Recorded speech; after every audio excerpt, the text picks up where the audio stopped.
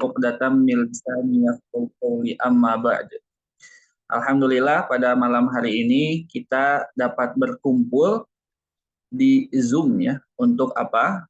Untuk mengikuti kegiatan daurah Fashohatul Lisan yang mana pada daurah kali ini itu termasuk ke batch 2. Jadi daurah ini alhamdulillah telah terlaksana sebelumnya di bulan kemarin itu dengan eh, jangka waktu yang lumayan lama.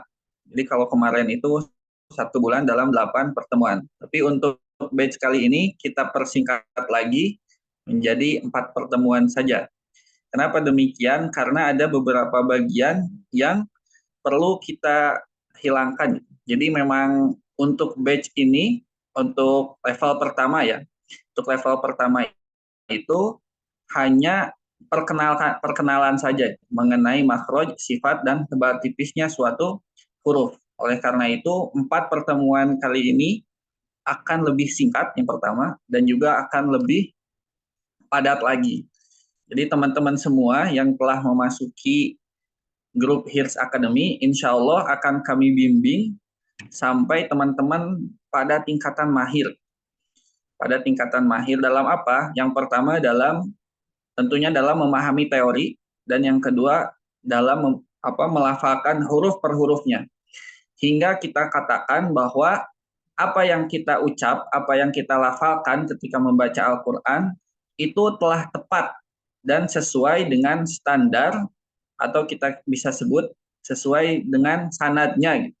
Apa yang Rasulullah sampaikan dari malaikat Jibril, juga lalu dari Allah Subhanahu wa taala, itu percis, sama percis. Karena Al-Qur'an ini oleh Allah Subhanahu wa taala telah dijaga sebagaimana firman-Nya, A'udzubillahi minasyaitonirrajim. Sesungguhnya telah kami inna anzalnahu dzikra wa inna lahu lahafizun. Sesungguhnya kamilah yang menurunkan adzikr. Di sini Allah menyebutnya Al-Qur'an sebagai adzikr, bukan sebagai Al-Qur'an tapi adzikr. Karena apa? Karena Al-Qur'an itu terus diulang-ulang sebagaimana zikir. Zikir itu terus diulang-ulang. Istighfar 33 kali, kemudian tasbih 33 kali, dan juga itu terus diulang-ulang. Begitupun Al-Qur'an. Kita membaca Al-Qur'an terus diulang-ulang, apalagi mereka yang menghafalkan Al-Qur'an. Pasti satu harinya itu memiliki wirid tersendiri, memiliki patokan murojaah tersendiri. Oleh karena itu di sini Allah menggunakan Al-Qur'an dengan lafaz az-zikr, artinya mengulang-ulang. Semakin kita mengulang bacaan kita, itu insya Allah lidah kita dan rahang kita itu semakin terbiasa dengan pelafalan Al-Qur'an yang sahih. Oleh karena itu teman-teman di sini semuanya insya Allah akan dibimbing dan juga diluruskan ya, apa yang teman-teman sebelumnya pernah mendapatkan teori tentang tajwid yang belum berstandar, adapun yang sudah terstandar itu mungkin bisa murojaah kembali. Bagi teman-teman yang belum memiliki standar dalam menghafal teori atau mengenal teori tajwid, maka insya Allah teman-teman di sini akan terus dibimbing ya, karena tiap minggunya ntar ada ujian. Tiap minggunya akan ada ujian. Itu mungkin mukadimahnya singkat sekali karena kita juga di sini waktunya terbatas. Dan sebelum itu semua, kita melanjutkan kepada materi pertama ya, tentang makharijul huruf. Perlu kita ketahui peraturan di kelas ya, peraturan SOP di kelas. Sebentar.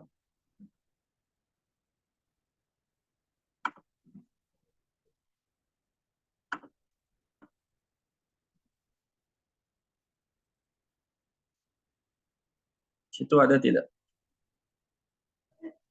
Nah ini. Jadi yang pertama adalah tentunya teman-teman semua di sini sudah baca ya. Setidaknya harusnya sudah baca dulu karena kemarin sudah di-share. Yang pertama yaitu tidak menyalakan mic dan kamera ketika Zoom berlangsung. Ini khusus untuk akhwat ya.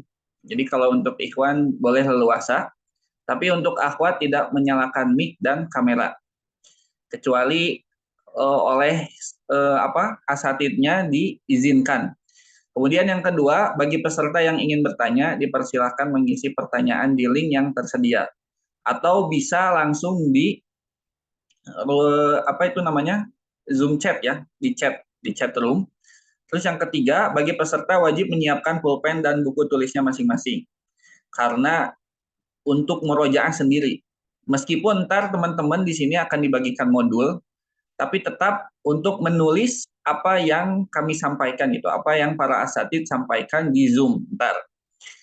Yang keempat, para peserta wajib membaca doa sebelum pembelajaran berlangsung. Jadi tidak ada doa bersama ya, langsung saja gitu. Sebelum belajar kita wajib bismillah dulu. Bismillah itu wajib sekali ya, bismillah. Kemudian baca apa terserah, mau Robbi syrahli sadri atau Robbi zidni ilman warzuqni fahman, bebas, yang penting berdoa dulu. Lalu peserta wajib mengikuti program sampai akhir. Nah, jadi dari awal hari ini ya, Sabtu, ntar besok Ahad, kemudian minggu depannya lagi, itu wajib mengikuti seluruh kegiatannya. Dan juga untuk seperti halnya ada tugas-tugas ntar yang disampaikan, itu pun wajib mengikutinya. Yang keenam, bagi peserta wajib mengisi daftar hadir. Adapun yang berhalangan, harap mengerjakan tugas yang akan diberikan oleh kami. Nah, ntar bagi yang teman-teman yang berhalangan hadir dalam satu sesi misalkan, nah insya Allah kami akan mengirimkan tugas dan itu wajib diikuti ya, wajib untuk dikerjakan gitu. Karena kami membuat program ini tidak hanya untuk mengisi waktu luang, tidak mereka yang gabut, istilahnya lagi nggak ada kerjaan, coba ikut program Faswahatul Lisan Hirs Academy. Nah, itu tidak seperti itu ya. Jadi teman-teman yang di sini itu mungkin insya Allah sudah memantapkan hatinya mengikuti program ini dari awal sampai akhir hingga memang menguasai materinya. Nah, kami harapkan seperti itu. Kemudian yang ketujuh, para peserta wajib mengikuti latihan mingguan yang akan diagendakan setiap hari Senin atau Selasa. Nah, ntar teman-teman akan diberikan form khusus yang mana form itu untuk menguji pemahaman teman-teman tentang materi sebelumnya. Misalkan hari ini tentang F makhraj. Nah, ntar apa yang kita sampaikan pada hari ini itu teman-teman wajib paham ya. Sehingga ketika mengisi form nanti, ujian nanti, itu mudah insya Allah. Kemudian yang kedelapan, para peserta wajib mengikuti aturan yang telah ditetapkan oleh pihak Hirs Academy. Nah, biasanya aturan ini fleksibel ya, jadi tidak ada aturan paten. Kalau misalkan ada hal-hal yang mungkin diadakan aturannya ataupun dihilangkan, itu tergantung kepada perjalanan agenda ini. Terus yang terakhir, hal-hal yang tidak tercantumkan demi kemaslahatan program akan dipertimbangkan.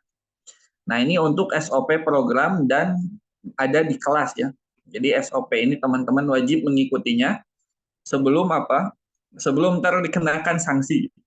Adapun yang tidak tertulis dan juga terkena sanksinya itu apa? Yaitu ntar disampaikan lagi di kemudian hari. Nah, itu saja mungkin untuk SOP programnya. Jadi insya Allah kita tidak akan berlama-lama di sini. Dan juga mungkin teman-teman di sini sudah pada paham ya tentang aturan, bagaimana semestinya, apakah aturan itu perlu diikuti atau tidak. Tentunya aturan ini kami buat untuk kemaslahatan bersama. Agar apa? Agar teman-teman di sini semuanya bisa mengikuti program dengan serius. Gitu. Karena kami tidak ingin sekali bagi teman-teman yang tidak serius dalam mengikuti program ini. Jadi, yaitu tadi, karena ada waktu luang, karena mungkin hari Sabtu atau Ahad, hari libur ya, jadi mending ikutan mengisi waktu. Nah, bukan untuk mengisi waktu luang, tapi memang untuk serius.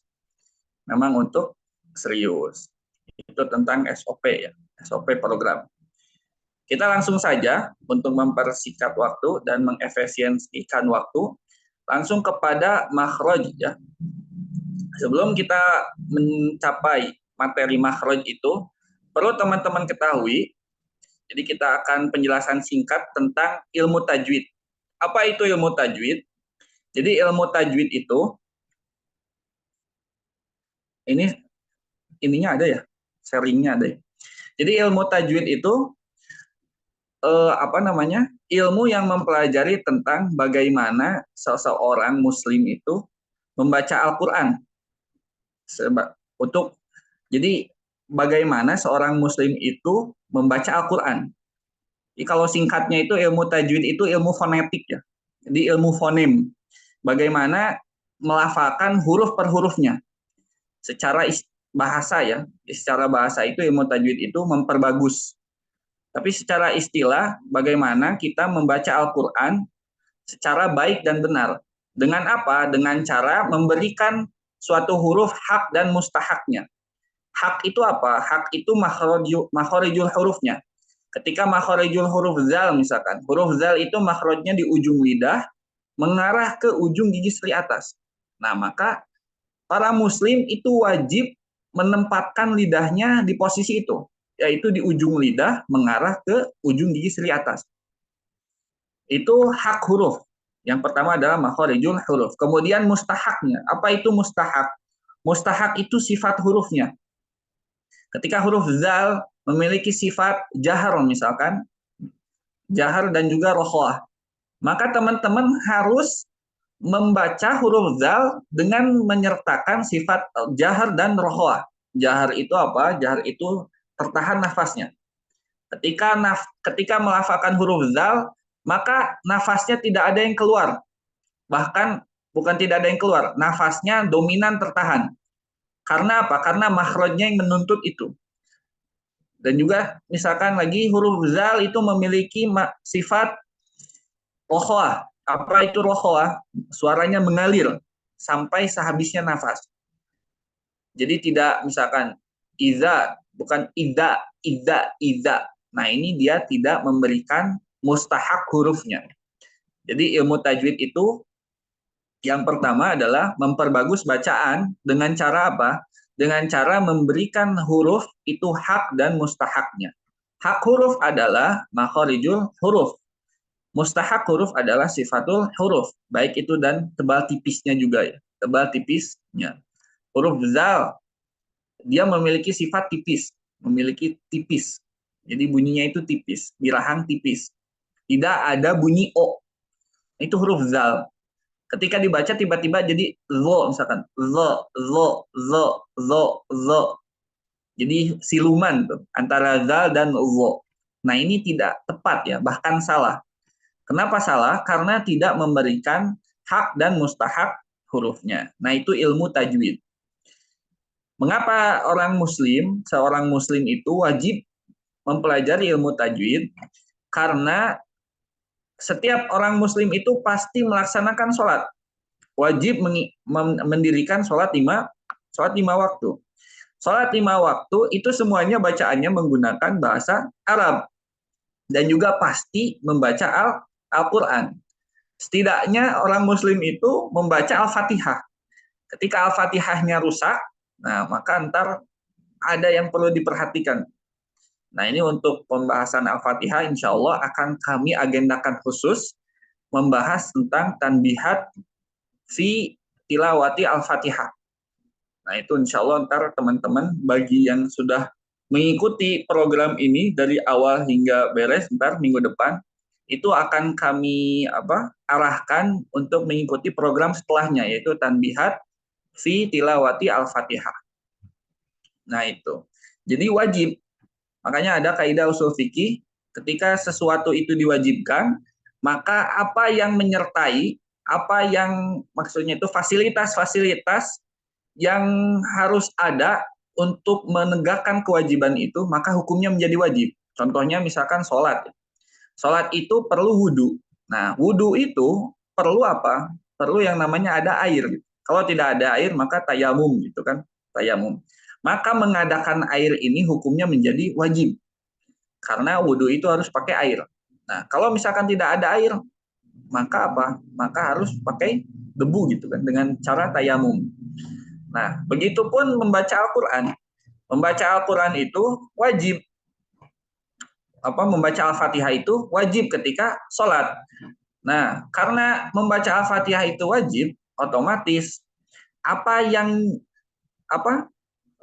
segala sarana yang menghadirkan kewajiban itu menjadi wajib, yaitu apa? Ilmu tajwid. Sehingga ilmu tajwid ini hukumnya menjadi wajib ain, fardu ain, wajib bagi setiap orang muslim. Dalam apa wajibnya? Wajibnya itu dalam cara mengucap. Jadi bukan menghafalkan teori ya. Kayak misalkan gini, Bismillahirrahmanirrahim. Nah, kita itu wajib memanjangkan mad pada kalimat Allah. Bismillahi, Bismillahi. Nah, ini wajib dibaca Bismillahi. Ar-Rahmani, memanjangkan mim pada Ar-Rahmani. Kemudian Ar-Rahim, memanjangkan him pada wakoh. Nah, ini wajib. Ketika kapan? Ketika membacanya. Jadi ketika prakteknya itu wajib bagi setiap muslim. Jadi bagi setiap muslim ketika membaca Bismillahirrahmanirrahim itu harus dibaca seperti itu. Kalau tidak dibaca seperti itu maka ia telah berdosa. Mengapa berdosa? Karena ia telah mengubah huruf dan mengubah makna dari Al-Quran itu sendiri. Sehingga mempelajari ilmu tajwid ini menjadi wajib bagi setiap muslim. Tapi prakteknya, nah yang wajib itu prakteknya. Jadi Ar-Rahmanir-Rahim. Nah, wajib dibaca kayak gitu tuh. Maliki Yaumiddin. Wajib dibaca seperti itu. Tidak boleh di luar dari itu. Nah, yang dimaksud wajib ain itu di situ gitu, praktiknya. Jadi wajib mempelajari tajwid itu di praktiknya. Adapun untuk teori, nah ini kan teman-teman di sini mempelajari teori nih sekarang. Itu hukumnya fardu kifayah. Mengapa fardu kifayah? Karena tidak semua orang itu paham tentang teori. Karena teori itu sesuatu yang simple, kan praktek itu simple ya. Bahkan anak kecil umur 2 tahun pun ketika kita mentalakikan Bismillahirrahmanirrahim, itu insya Allah 3 hari juga bisa. Tapi untuk teori itu tidak bisa 3 hari. Gitu. Itu perlu waktu yang lama. Makanya mempelajari teori itu menjadi hukumnya tidak wajib, akan tetapi menjadi fardu ain. Fardu kifayah. Untuk siapa fardu kifayah ini? Yang pertama tentunya untuk pembelajar Al-Quran. Pembelajar Al-Quran. Seperti halnya mereka yang menghafal Al-Quran. Maka mempelajari teori tajwid itu menjadi wajib. Satu itu. Kemudian yang kedua, terutama untuk pengajar. Teman-teman teman-teman yang mengajar di sini itu menjadi wajib tuh. Kenapa wajib mempelajari teorinya? Karena kita akan mengajarkan. Bagaimana mungkin seorang pelajar mengajarkan muridnya tanpa mengetahui teori itu? Entar mengarahkan seorang muridnya itu bagaimana? Nah, itu kan perlu teori. Nah, itu pentingnya teori itu di situ. Teori itu sebagai penghias saja, kata guru kami ya, yaitu Syekh Hanova Maulana. Jadi teori itu hanya sebagai penghias saja. Adapun praktiknya, talakinya itu adalah asasnya. Fondasi pertama membaca Al-Quran adalah bertalaki. Selebihnya, yaitu teori, itu hukumnya sunnah, sebagai penghias saja. Makanya hukum mempelajari ilmu tajwid yang teori ya, tutup kurungnya yang teori adalah fardu kifayah. Tidak semua orang wajib mempelajari teorinya. Akan tetapi, semua orang wajib membaca Al-Quran dengan benar. Nah, itu yang perlu digarisbawahi. Semua orang wajib mempelajari ilmu tajwid untuk membaca Al-Quran dengan benar. Yang wajibnya itu membaca Al-Quran dengan benar sesuai SOP yang Rasulullah SAW sampaikan kepada sahabat, kemudian tabiin, kemudian tabiut tabiin hingga sampai kepada kita ya. Alhamdulillah karena teman-teman semua sudah ada di lingkup ya, lingkup Hirs Academy. Jadi insya Allah teman-teman bebas gitu. Bertanya apapun di grup ya, bertanya apapun di grup, mau di grup langsung ataupun lewat PC insya Allah ntar kami akan bimbing ya, akan kami jawab insya Allah. Nah itu untuk mukadimahnya. Kita langsung saja sebelum kita memasuki materi pembagian makhraj umum ya. Ada makhraj umum, ada makhraj khusus. Perlu teman-teman rilekskan dulu ya, rilekskan dulu dan juga menyiapkan catatannya. Kita kasih waktu 1 menit untuk minum atau apapun itu, sehingga ketika menerima ilmu ya, menerima materi itu tidak ada lagi yang copot, maksudnya itu tidak loss gitu, tidak loss.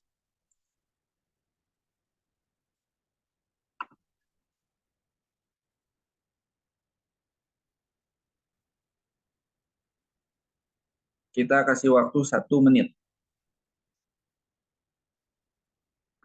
Bagi yang ingin minum atau ke WC, enggak boleh.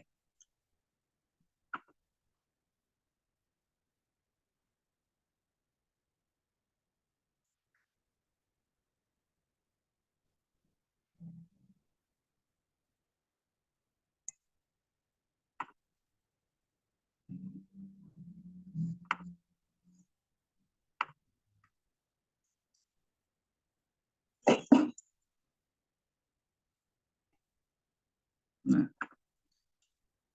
oke, kita lanjut. Di sini ada ya, ada gambar makro tidak? Ada ya. Nah, jadi yang perlu pertama kali teman-teman ketahui untuk mencapai pada derajat fasih, mencapai dalam tingkatan fasih dalam membaca Al-Quran, yang perlu kali pertama kali dihafalkan dan juga dipahami adalah mengetahui makharijul huruf. Yang kedua adalah mengetahui sifatul huruf. Yang ketiga, tebal dan tipisnya suatu huruf, disingkat menjadi masi teti. Ma-nya makhraj, si-nya sifat, teti-nya adalah tebal, ti-nya tipis. Jadi masi teti. Nah, 4 hal ini, 4 hal ya. Yang pertama adalah makhraj, yang kedua adalah sifatul huruf, yang ketiga adalah tebal, dan yang keempat tipisnya suatu huruf, jadi tebal tipis. Nah, 4 hal ini tuh wajib diketahui tuh. Untuk apa? Untuk mencapai derajat fasih. Jadi kalau misalkan ada satu step yang kelewat, itu kemungkinan fasihnya itu sedikit, minim. Karena dengan mengetahui 4 hal ini, kita itu menjadi terarah ya. Jadi tidak ngalar ngidul gitu. Misalkan ada yang membaca Al-Quran, ihdinas sirotol mustaqim. Ihdinas sirotol mustaqim. Nah, di situ kita langsung tahu. Orang yang mempelajari masih teti, makhraj, sifat tebal tipis, itu langsung tahu tuh. Ah, ini ternyata orangnya salah. Kenapa salah membaca ihdinas sirotol mustaqim? Karena di situ sodnya dibaca tipis. Ihdinas sirotol. Tipis. Sedangkan huruf sod itu dia memiliki sifat tebal. Maka bunyinya ihdinasi, bukan ihdinasi. Nah, dari mana kita tahu itu? Tentunya dari makhraj, sifat, dan tebal tipisnya suatu huruf. Nah, 4 hal ini sebagai fundamental ya, sebagai fondasi utama untuk kita menjadi fasih. Nah, makanya teman-teman diharapkan untuk menghafal ya, menghafal tiap makhraj hurufnya, tiap sifat hurufnya, dan juga tiap tebal tipisnya suatu huruf. Insya Allah tidak akan sulit ya. Insya Allah materi ini tidak sesulit mempelajari nahwu, tidak sulit mempelajari sorof, tidak. Karena akan muter itu aja. Itu aja. Dari 28 huruf yang ntar kita akan pelajari, itu akan muter segitu-gitu aja gitu. Jadi kalau misalkan teman-teman belajar tentang ilmu tajwid teori ya, selama 2 minggu itu insya Allah hatam ya. Untuk memahaminya juga mudah. Ini tidak sesulit mempelajari nahwu sorof, tidak. Karena ilmu ini ilmu praktik ya. Teorinya itu sedikit. Nah, langkah pertama kita adalah mengetahui makhraj umum dulu. Apa itu makhraj umum? Nah, ini ntar ada makhraj umum dan makhraj khusus. Jadi makhraj umum itu adalah makhraj yang ya besar ya. Kalau istilah kita itu makhraj besar. Jadi ada makhraj besar, ada makhraj kecil. Nah, makhraj besar itu ya ini. Yang pertama ada namanya halak. Halak itu apa? Tenggorokan. Nih satu nih yang dari ungu ya. Sebentar. Nah, ini yang ungu, ini kan ungu nih. Nah, ungu. Nah, ini sekitar makhraj halak. Jadi ntar ada 6 makhraj di sini. Di sini ada pangkal tenggorokan, ada tengah tenggorokan, ada ujung tenggorokan. Nah, ini semuanya di tenggorokan. Itu yang pertama. Oh maaf, yang pertama itu jauh dulu ya, maaf. Yang pertama itu jauh dulu, bukan halak. Nah, ini jauh nih. Saya nyimpennya di sini. Jadi jauh. Apa itu jauh? Di sini tertulis rongga yang terbentang dari tenggorokan hingga aula mulut. Nah, yang ungu, nah dari sini nih. Dari sini, nah sampai sini, itu namanya jauh.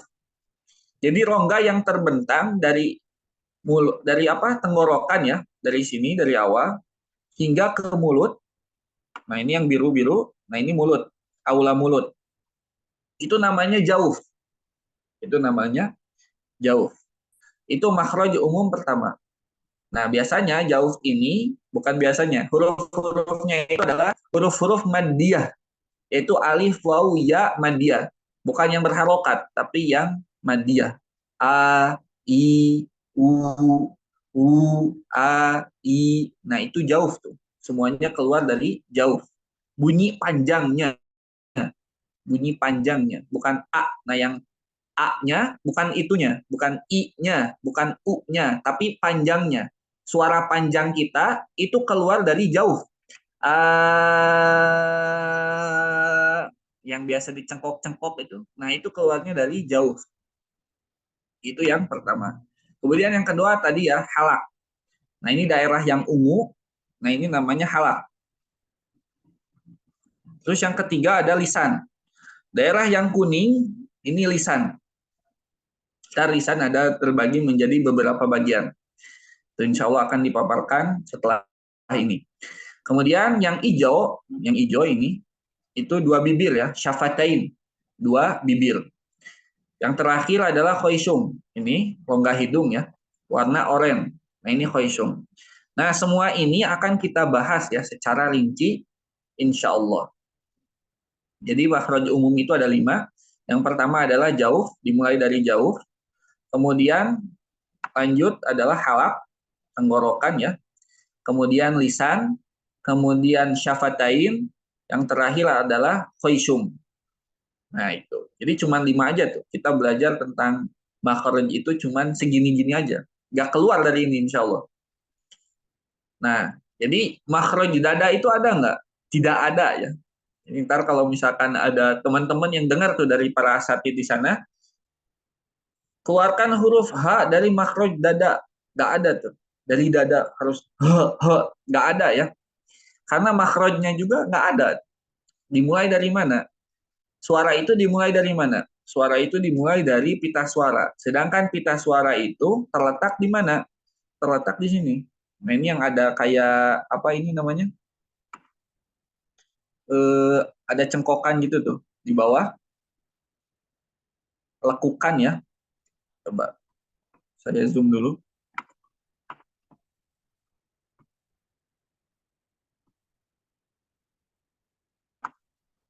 Nah, ini yang ada lekukan di bawah nih. Nah, yang ini. Nah, ini tuh pita suara. Jadi suara itu dimulai dari sini gitu. Tidak ada suara yang dimulai dari dada, tidak ada. Suara dimulai dari dada itu dari mana? Ceritanya itu dari mana? Nah, makanya dengan ilmu tajwid, dengan teori ilmu tajwid ini bisa dibantah. Suarakan huruf H dari dada. Nah, itu bisa dibantah. Dengan apa? Dengan teori. Jadi hanya dengan teori saja. Kalau misalkan dari talaki mungkin bisa ya. Mungkin bisa. Tapi dengan teori itu sudah tidak bisa lagi. Tidak bisa dibantah. Nah, itu ya. Kemudian kita lanjut ke makhraj khusus.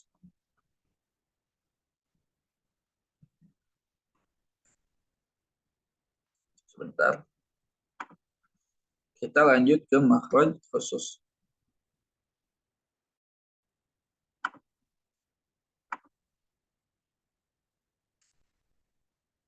Nah, tadi ya jauh itu. Jauh itu yang pertama sudah rongga yang terbentang dari tenggorokan hingga mulut. Nah ini nih, dari biru ini, dari awal sini sampai ke hijau. Nah ini jauh namanya. Hurufnya apa aja? Hurufnya tadi sudah disebutkan ya. Alif, waw, ya, maddiyah. Nah itu jauh. Kemudian yang kedua, makhraj yang kedua. Jadi total makhraj itu ada 17. Nah kita akan membahas satu persatu ya. Yang tadi jauh itu yang pertama. Yang kedua adalah ujung tenggorokan ya. Ini maaf tipe ya, bukan akar lidah. Ini tipe, jangan dianggap. Ini ujung tenggorokan. Maaf dari sini dulu, dari pangkal tenggorokan. Nah, ini pangkal tenggorokan tuh di sini. Pangkal tenggorokan. Jadi dekat dengan pita suara. Dekat dengan pita suara. Kan ini itu ada namanya apa? Jakun ya. Di sini itu kan ada jakun. Nah, pita suara itu agak bawah sedikit di jakun.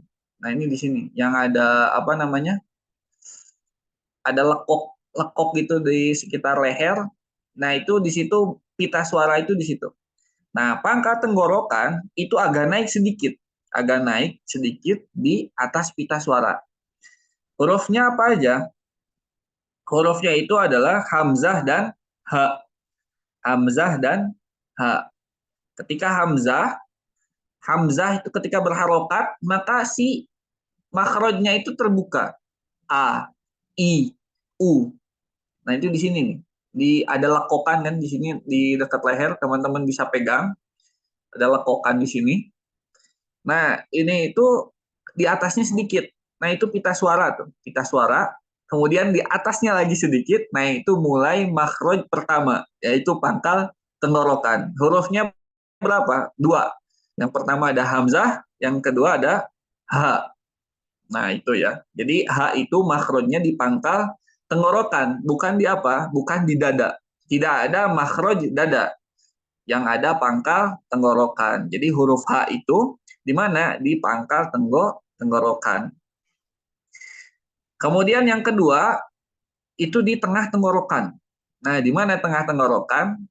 Tengah tenggorokan itu di sini. Kalau digambar tuh di sini ya. Nah, ini bisa teman-teman bisa lihat. Nah, ini di sini. Ini tengah tenggorokan. Ini tengah tenggorokan. Jadi dekat dengan katup epiglotis ya. Nah, ini kan katup nih. Ini tuh katup. Nah, yang di sini, nah ini tuh katup. Katup ini fungsinya adalah ketika kita makan ya. Nah, itu katupnya bakal terbuka. Enggak. Katupnya itu bakal Ya. terbuka ya. Apa ya? Nah, katupnya itu bakal terbuka dan menutup katup kerongkongan. Nah, ini nih yang ada apa namanya? Nah, ini ya. Ini itu harus kalau gambar tuh lebih gede. Nah, kalau yang ini kerongkongan. Lubang untuk makan. Nah, adapun lubang sebelahnya, ini kan ada di sini ada apa namanya? Ada kayak gambar ini. Nah, ini tuh ntar si katup ini tuh fungsinya itu menutup bagian-bagian ini. Nah, tapi ketika kita berbicara, ini katupnya ntar terbuka. Nah, ini Masya Allah sekali ya. Allah itu menciptakan manusia itu dengan sedemikian rupa. Semenjelimet seperti ini, Masya Allah. Nah, ketika kita ngomong, ntar ini katupnya terbuka. Nah, di sini hurufnya itu adalah ghain sama kho.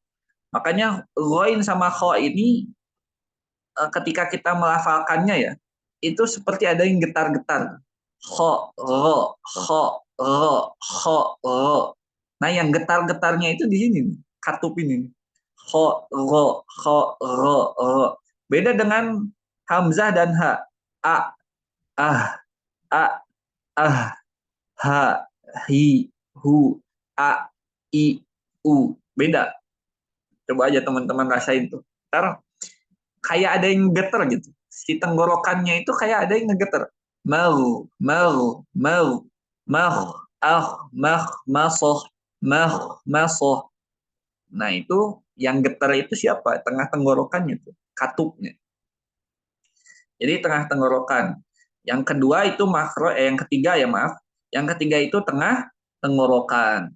Hurufnya apa aja? Hurufnya ada dua. Ghain sama kho. Kemudian yang ketiga itu ujung tenggorokan. Kalau di sini akar lidah ya. Jadi akar lidahnya itu sebenarnya yang ditutup kurungin ya, akar lidah itu ketika dia ketika mengucapkannya.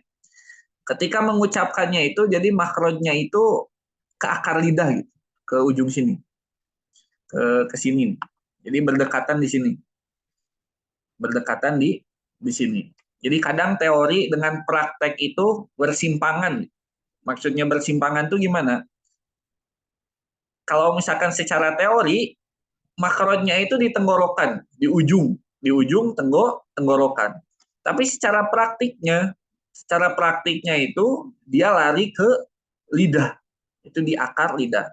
Tapi secara teori tetap di ujung tenggorokan. Siapa itu yang bertempat di ujung tenggorokan? Yaitu huruf apa? Huruf apa? Maaf. Yang tengah tenggorokan itu huruf ain dan ha ya, ain dan ha. Nah, yang ujung tenggorokan itu ghain dan ho. Maaf, kembali. Tengah tenggorokan itu ain dan ha. Harus ditulis.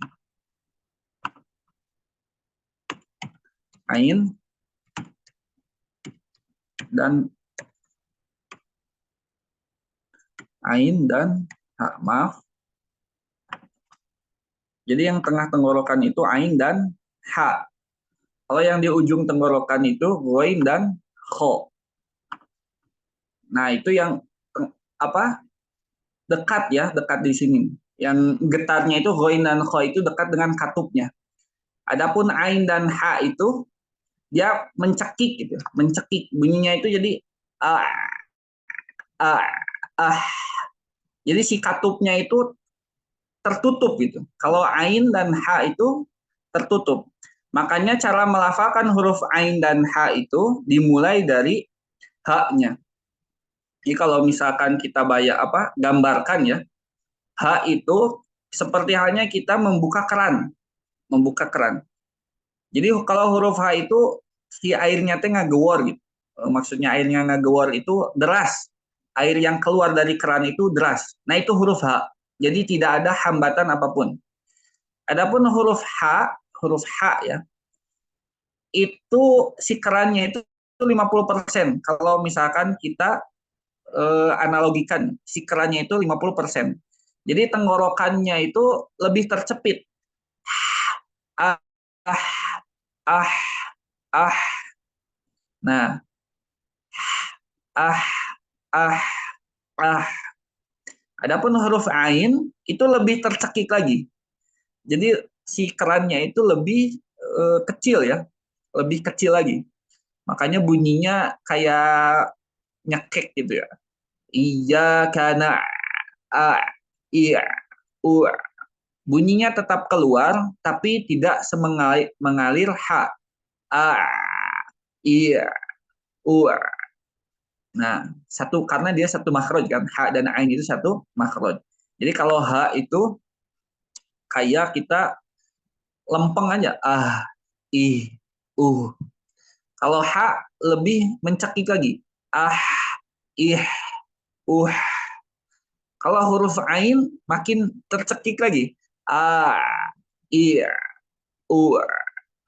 Jadi bukan tidak iya, tapi iya, Nah, ain dan ha itu di mana tengah tenggorokan. Maaf ya, bukan ghain dan kho. Bukan ghain dan kho. Tapi tetap ghain dan kho itu dekat-dekat sini. Jadi kalau misalkan kita melafalkan ghain dan kho, itu ada rasa getar-getar. Nah, itu katupnya dia. Mal. Jadi ada kekatup-katupnya ke sini. Tapi itu secara teori saja ya, secara teori. Adapun secara praktik yang penting harus kayak gitu aja. Gak tahu caranya gimana, yang penting harus kayak gitu. Yang jelas ghain dan kho itu di mana ujung tenggorokan, yaitu dekat dengan akar lidah. Dekat dengan akar lidah. Juga dekat dengan katup ini ya, katup epiglotis. Katup epiglotis. Jadi ujung tenggorokan itu goin dan kho.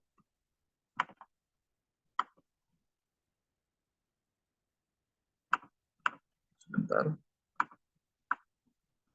Nah ini goin dan kho. Kho ini ain dan ha. Kalau bawahnya lagi hamzah dan ha. Dan juga tidak ada istilah ha besar, ha kecil ya. Yang ada ha dan ha. Ha dan ha. Huruf ha dan ha. Tidak ada, ntar kalau teman-teman ngajarkan orang atau sharing. Bunyikan huruf ha besar. Ah, salah. Tapi yang benar apa? Yang tepat apa? Ha, bunyikan huruf ha.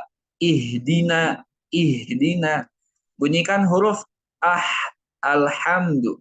Bunyikan huruf ha, alhamdu, ah, alhamdu. Nah, itu. Jadi tidak ada makhraj besar, makhraj besar lagi. Ha besar dan ha kecil.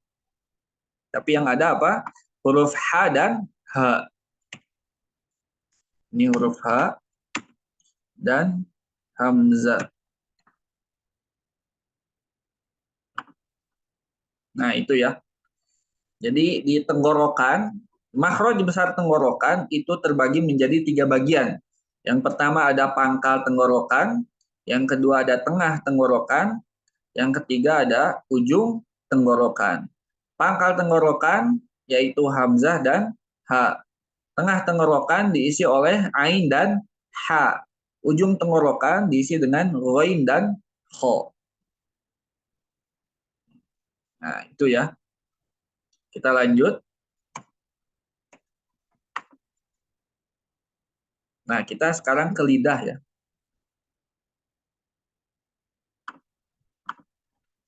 Sekarang kita ke lidah. Nah, jadi lidah itu ada bagian-bagiannya. Yang pertama ada akar lidah.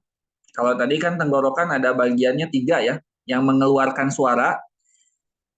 Ke sini lagi. Jadi kalau tadi itu nggak bisa. Nah, kalau tenggorokan itu yang mengeluarkan suara ada 3 titik. Yang pertama di pangkalnya, yang kedua di tengahnya, yang ketiga ada di ujungnya. Adapun lidah itu banyak titiknya yang mengeluarkan suara ya. Yang pertama dia tadi di akar lidah ada, kemudian di pangkal lidah ada, di tengah lidah ada, ujung lidah ada. Ini kepala lidah ujung ya, di paling ujungnya. Jadi ada ujung lidah, ada di kepala lidah. Kemudian di sisi lidah ya atau tepi lidah ada. Ini jadi segini nih. Apa ini? Sisi lidah itu dari sini ke sini. Nih, sisi lidah itu ini. Nah, dari sini. Nah, ini yang warna sama saya warna oranye ya. Nah, ini sisi lidah. Di mana huruf dhad itu ada. Huruf dhad dan lam itu ada. Nah, ini sisi lidah atau tepi lidah. Nah, yang pangkalnya sebelah mana? Ini pangkal nih. Ini yang ada garisnya kan, ini pangkal. Nah, ini pangkal. Kemudian ini ujungnya. Jadi ujungnya itu segini. Ujungnya itu sampai sini aja. Ujung pangkal itu sampai sini. Nah, dari sini sampai ke sini itu akhir sisi lidah. Nah, ini huruf lam. Ntar di sini huruf lam.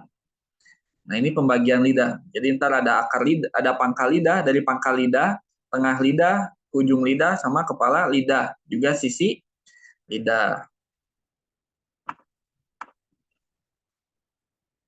Kita lanjut ke pangkal lidah. Nah, ini pangkal lidah. Ini makhraj kelima ya. Yang pertama kan tadi makhrajnya apa? Jauf. Jauf itu diisi oleh alif, waw, dan ya madiyah. Kemudian pangkal tenggorokan atau aksol halki, yaitu hamzah dan ha. Kemudian tengah tenggorokannya yang ketiga ain dan ha. Yang keempat apa tadi?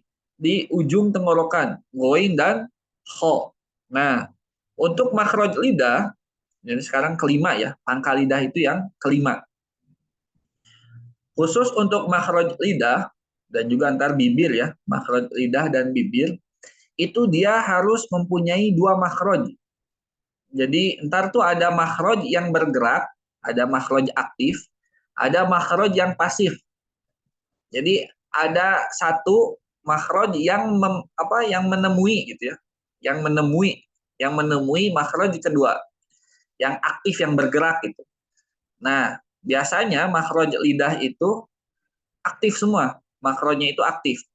Adapun yang langit-langit ataupun gigi seri gitu kan. Nah, itu dia pasif. Maksudnya yang ditemui. Nah, yang lidah itu yang menemui. Kita ambil contoh. Misalkan di pangkal lidah yang pertama yaitu makhraj qaf. Nah, ini berarti makhraj keberapa nih? Makhraj kelima ya. Qaf itu makhraj kelima.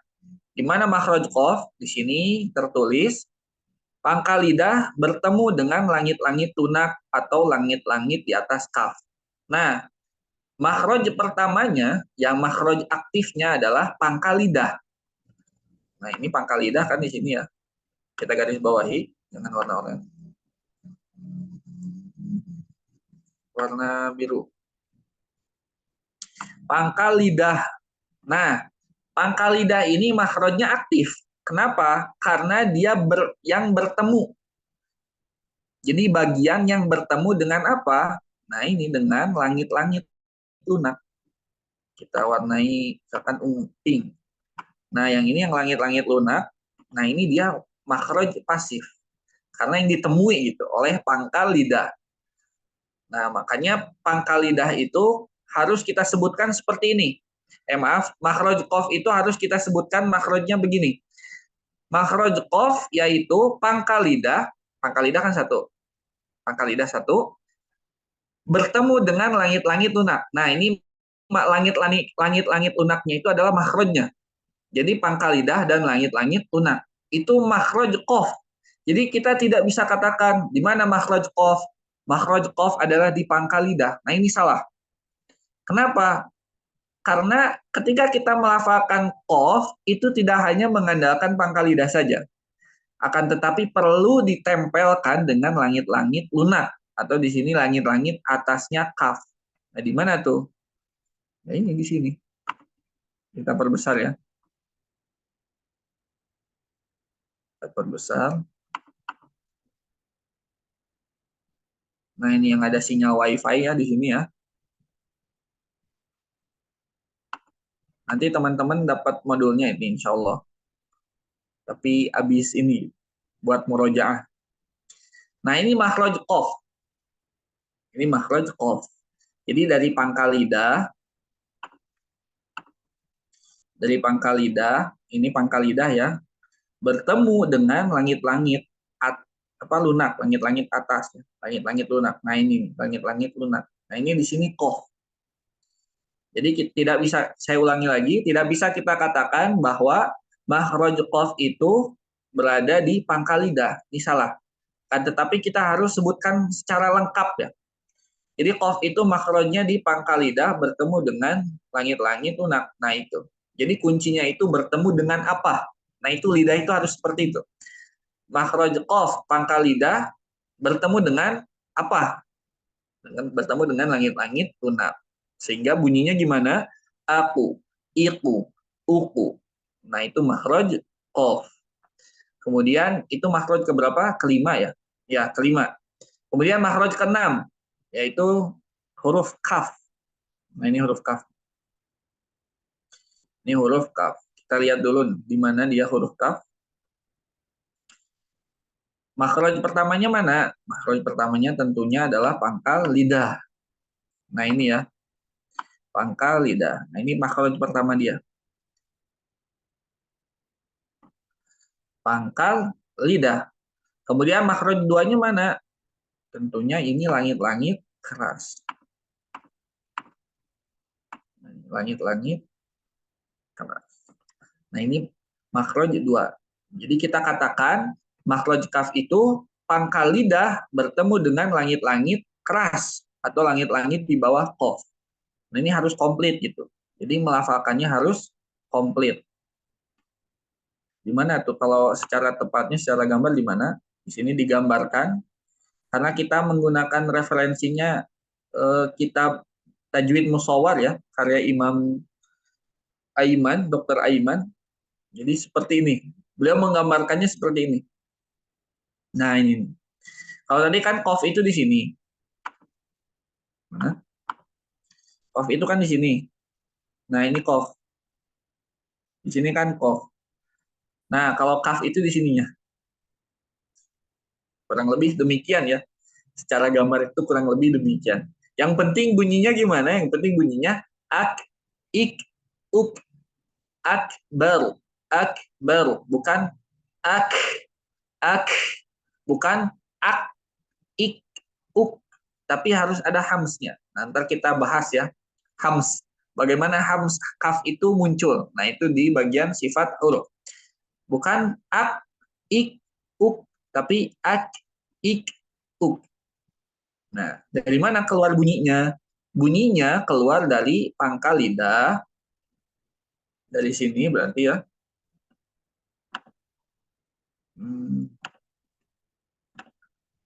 Dari sini. Dari sini pangkal lidah dengan ini, langit-langit keras. Kalau qaf itu langit-langit lunak, kalau kaf itu langit-langit keras. Nah, bedanya di situ. Itu tentang qaf dan kaf. Jadi kaf itu makhrajnya makhraj ke berapa? Makhraj ke 6 ya. Makhraj ke 6. Nah, itu ya. Ada yang mau ditanyakan terlebih dahulu? Nah, satu lagi kita genapkan dulu 7 ya. Kita genapkan 7.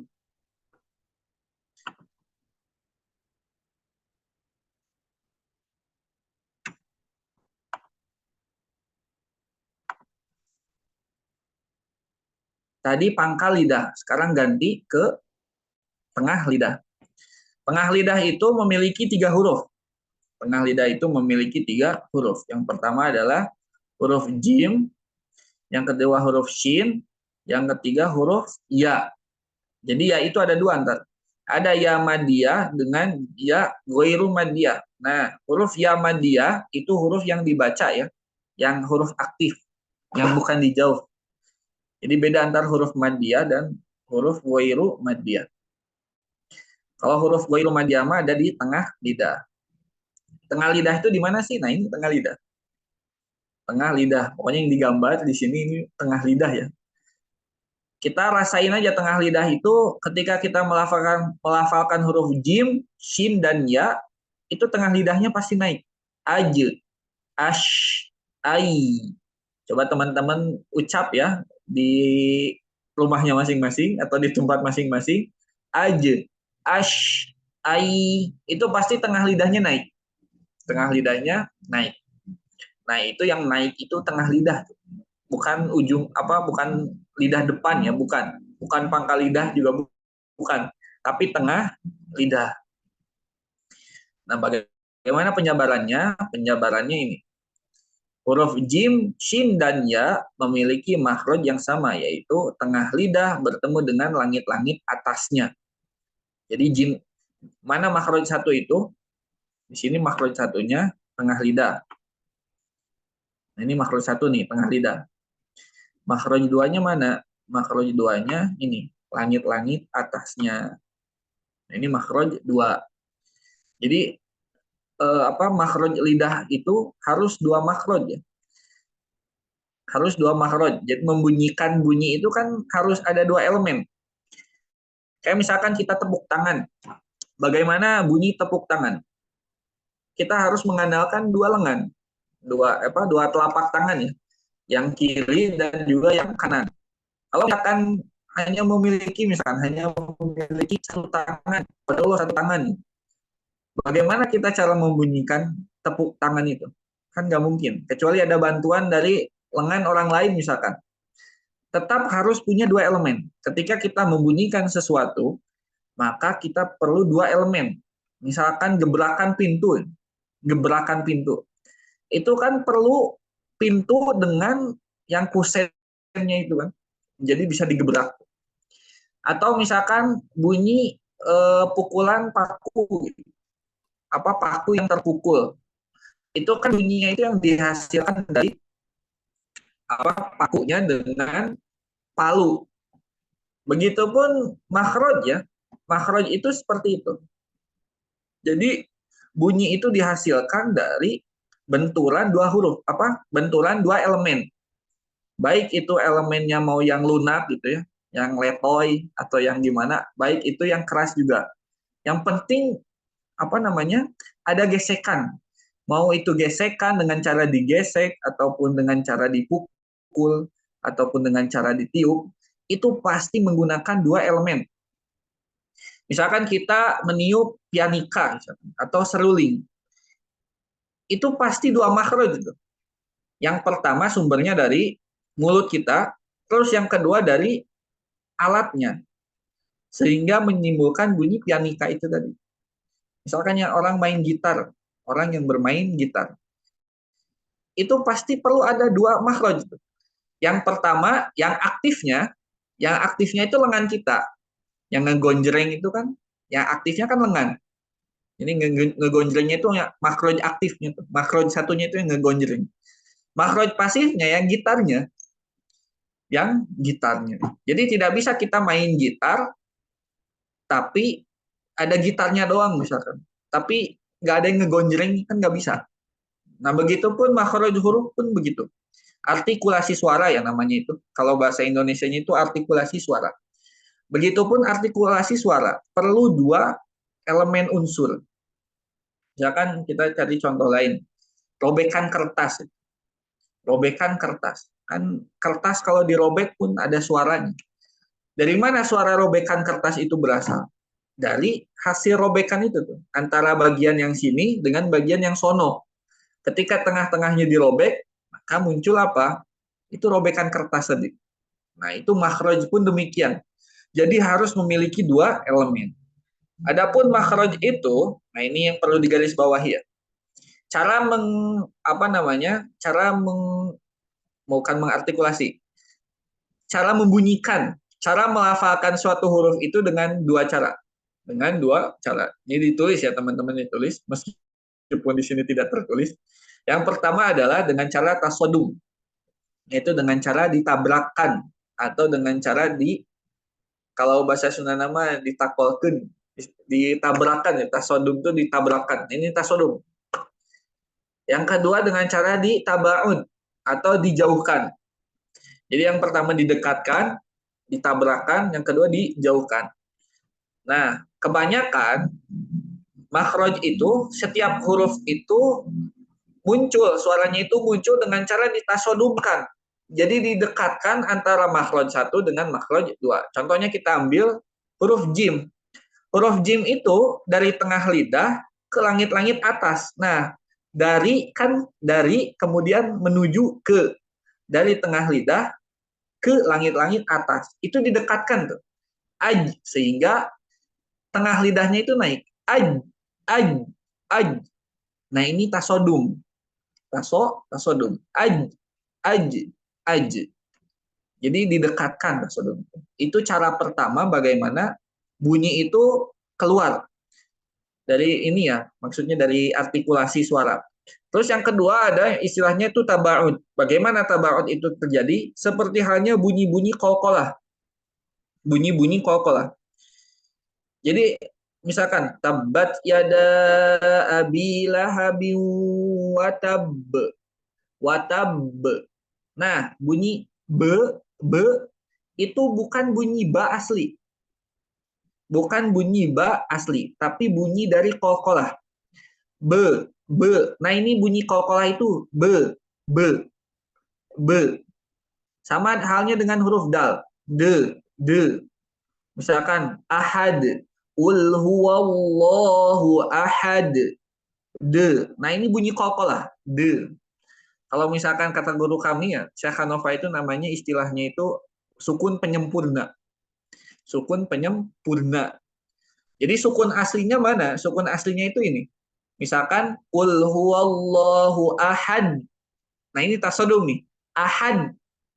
Qalqalah ketika tasodum dia tidak ada suara. Ahad. Tapi ketika tabaud ahad. De. Nah, ada bunyi de. Nah, itu bunyi yang dihasilkan dari tabaud. Jadi bunyi itu bunyi suatu huruf itu terjadi karena dua. Yang satu tasodum, yaitu dengan cara ditubrukan atau dengan cara didekatkan. Yang kedua adalah taba'ud, dengan cara dijauhkan. Taba'ud contohnya apa? Contohnya adalah bunyi qalqalah. De, be, je, al-hajj, al-hajj, je, atau de tadi watab, watab, be. Tasodum, contohnya tasodum tadi huruf shin, ash misalkan, ash. Nah ini tasodum, ash, zai, az, lo, al, lod, al. Nah ini tasodum semuanya. Seperti itu ya. Jadi itu perlu teman-teman ketahui itu. Jadi tasodum dan tabaun. Nah, balik lagi ya ke tengah lidah. Jadi makhraj tengah lidah itu ada tiga. Hurufnya ada tiga. Yang pertama huruf jim, kemudian huruf shin, kemudian huruf ya. Lalu kenapa bunyinya beda-beda meskipun makhrajnya sama, tapi bunyinya kok bisa beda? Nah itu ntar teman-teman dapatkan jawabannya di pertemuan ketiga, kalau enggak kedua ya besok. Nah itu karena ada sifat hurufnya. Dan insya Allah kita akan paparkan kenapa satu huruf itu makhrajnya sama, nah tapi bunyinya beda. Itu karena sifatnya beda. Kenapa satu huruf itu sifatnya sama, tapi bunyinya berbeda? Karena makhrajnya yang beda. Jadi kalau misalkan entar makhrajnya sama, itu pasti yang ngebedain sifatnya. Tapi sebaliknya, kalau misalkan sifatnya sama, itu pasti makhrajnya beda. Contoh yang sifatnya sama, tapi makhrajnya beda, itu huruf waw dan ya. Huruf hamzah dan apa itu? Huruf hamzah dan enggak, huruf H dan H. Huruf H dan H. Nah, itu sifatnya sama tapi makhrajnya beda. Nah, itu ya. Kita mungkin sampai sini dulu. Ntar besok insya Allah kita lanjut ke materi apa? Habis ini berarti makhraj ke-8 ya. Satu jauh, kemudian pangkal tenggorokan, ketiganya apa? Tengah tenggorokan, keempat ujung tenggorokan, kelima pangkal lidah yang bertemu dengan langit-langit lunak, huruf qaf ya. Kemudian yang keenam huruf kaf, pangkal lidah bertemu dengan langit-langit keras. Yang ketujuh ini, yang ketujuh itu apa? Tengah lidah. Jim, shin, dan ya. Jikalau teman-teman ada yang bertanya, maka boleh ditulis di kolom chat ya. Saya tunggu setiap 5 menit. Mangga. Sekalian mengisi absen ya. Mengisi absen.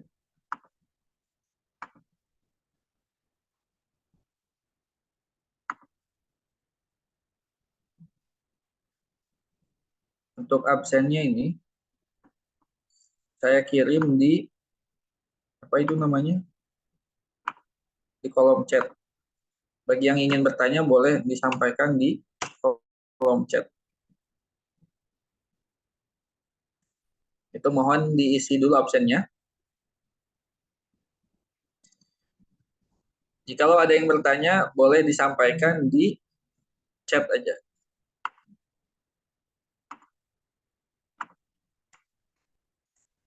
Kalau Ikhwan boleh langsung ya, boleh langsung pakai mic.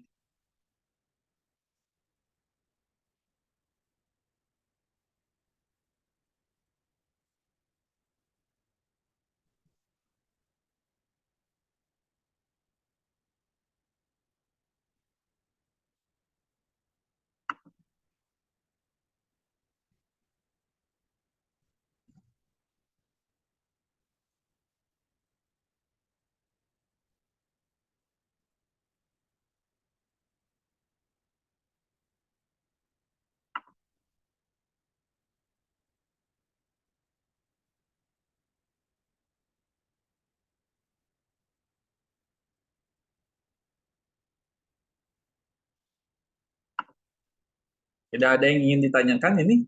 Insya Allah pada paham semua.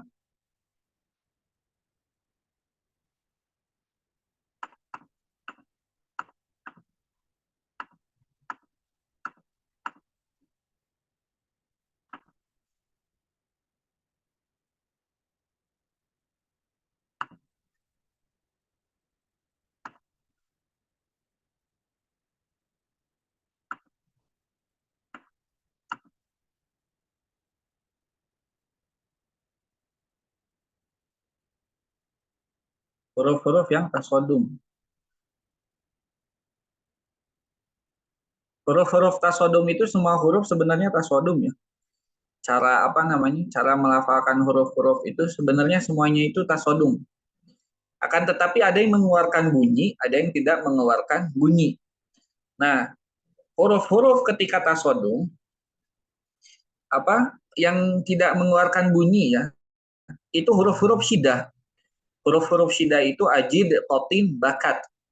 Nih, ajid, qotin, bakat. Saya tulis di mana? Di sini aja ya. Jadi ada huruf tasodum yang tidak mengeluarkan suara, yaitu ajid, itu huruf apa? Nah, ajid, qotin, bakat. Nah, ini nih. Ini kelihatan nggak ini? Teks ini bisa digedein sih. Nah, ini ya, pokoknya di sini.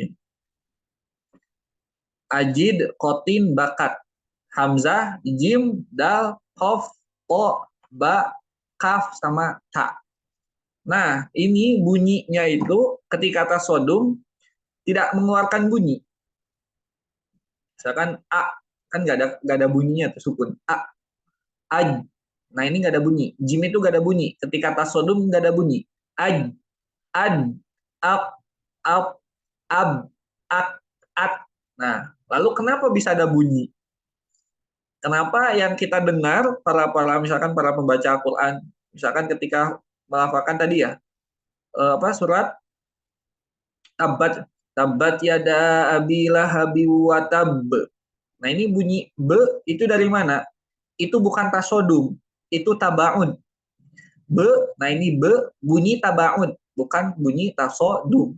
Karena tasodum itu bukan merapatkan, menempelkan antara dua makhraj atau membenturkan dua makhraj. Nah, itu. Jadi untuk huruf-hurufnya sebenarnya semua semua huruf itu membunyikannya dengan cara tasodum. Tapi di situ ada yang berbunyi, mengeluarkan bunyi ya. Ada yang tidak mengeluarkan bunyi. Begitupun tabaun. Tabaun itu yang mengeluarkan bunyi hanya di situ saja. Apa namanya? Di qalqalah. Di qalqalahnya saja. Begitu.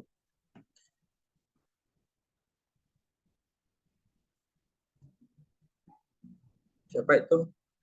Ukti Nadila Fitriana. Nah, itu begitu ya. Insya Allah paham.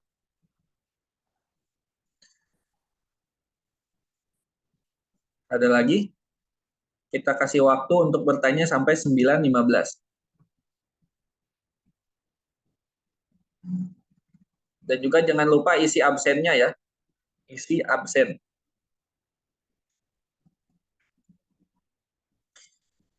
Saya ulangi sekali lagi ya. Jadi tidak ada istilah belum belajar ntar waktu hari, kalau nggak Selasa, Senin. Biasanya Selasa. Jadi ntar hari Selasa teman-teman akan diberikan Google Form yang mana isinya itu soal-soal ya untuk dijawab. Tentang apa ya? Tentang materi sebelum-sebelum. Apakah huruf-huruf tasodum ketika bertasydid tidak ada suara? Iya, tidak ada suara. Tidak ada suara ketika bertasydid. Tasydid itu kan sukun ya. Tasydid itu kan sebenarnya ada sukun, ada harokatnya. Tapi ketika dia berharokat, maka tetap ada suaranya tuh, bunyinya. Cuman sudah pindah. Nah, itu ntar teman-teman akan dibahas di sifat huruf ya. Dimasuk sifat aridoh. Jadi ntar sifat itu ada yang aridoh, ada yang lazimah. Nah, harokat itu masuknya ke sifat aridoh. Yang mana harokat ini bisa dimiliki oleh seluruh huruf. Bunyi A, I, U, E, O. Jadi apa namanya? Orang Arab itu kan kita vokal ya. A, I, U, E, O itu kan vokal. Nah, mereka itu vokalnya cuma 3. Fathah, kasroh, dan dhammah. A, I, U. Adapun imalah, majre, misalkan majre, bismillahi majreha wa mursaha, majre. Nah, itu lahjah aja. Jadi ada beberapa lahjah Arab ya yang tidak bisa apa namanya? melafalkan majre melafalkan terlalu berat. Makanya jadi mujroha. Bismillahi mujroha wa mursaha. Seperti itu. Jadi ketika tasdid pun begitu demikian sama.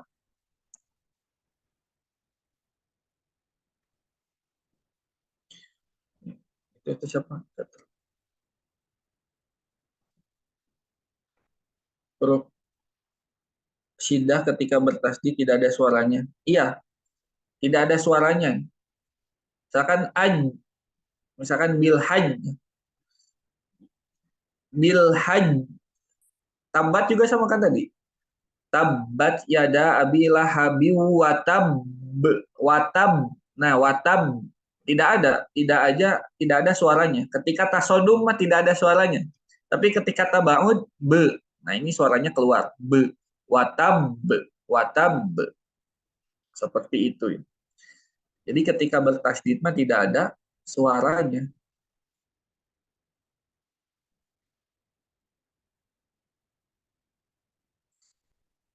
Contoh yang Ya, huruf-huruf syiddah. Misalkan huruf-huruf rokhawah, kan huruf-huruf rokhawah itu ketika dia tasdid, maka suaranya tetap mengalir. Misalkan azza, wazzariyati zarwa, wazzariyati, wazza. Nah itu kan tasdid. Wazza, suaranya ngalir, berbunyi gitu. Wazza. Beda halnya dengan watabba.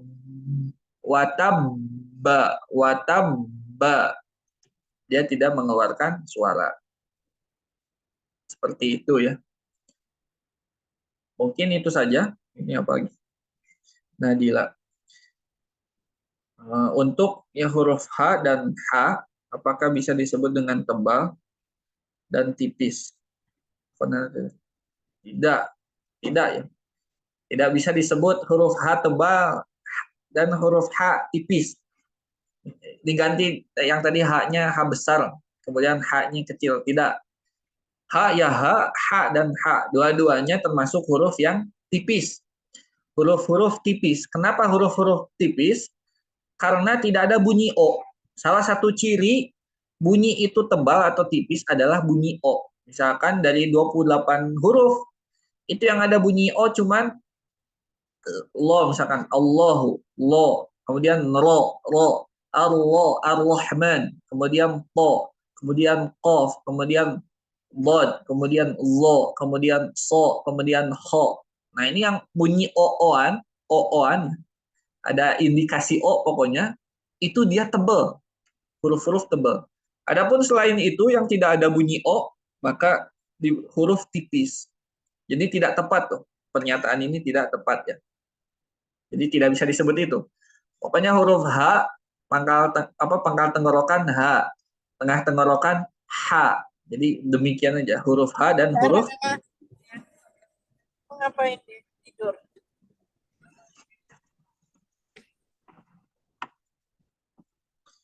Ini apa? Izin bertanya kembali tentang number. Untuk number ntar ya, dibahasnya ntar di